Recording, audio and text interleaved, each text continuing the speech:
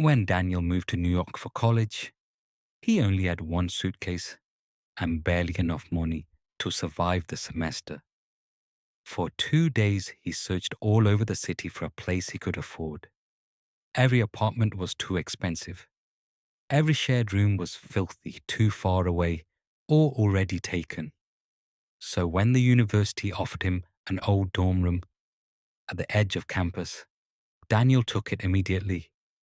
The building looked worn down, but it was the cheapest option he had. When Daniel opened room 314, he saw two beds, but only one was being used.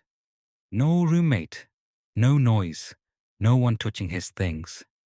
For the first time since coming to New York, he thought he had gotten lucky. For the first 2 weeks, everything felt normal. Then small things began to move.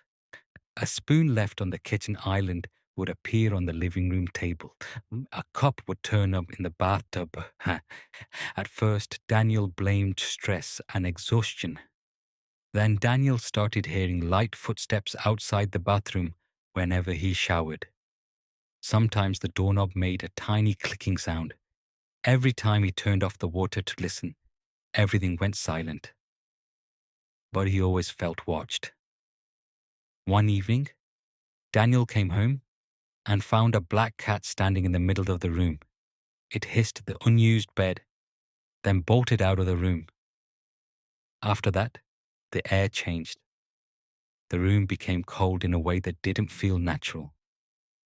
A week later, while rushing out for a test, Daniel reached into his bag for his laptop and pulled out a long strand of black hair tangled around the hinge. There were scratches across the cover. That was when the fear started to feel real. After that, the room only got worse. Cabinets opened on their own.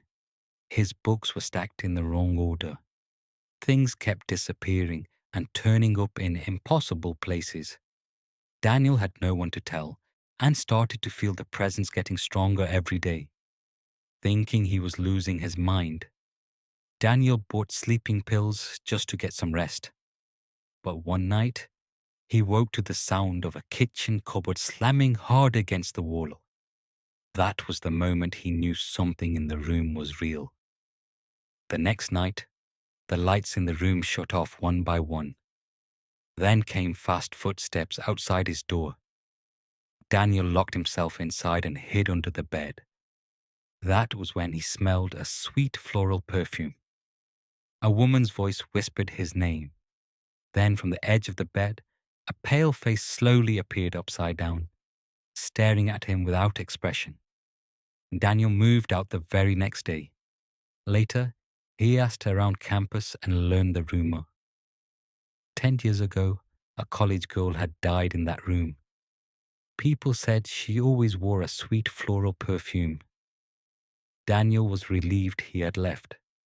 But sometimes, when he opens his laptop, he still finds long black hair caught in the hinge.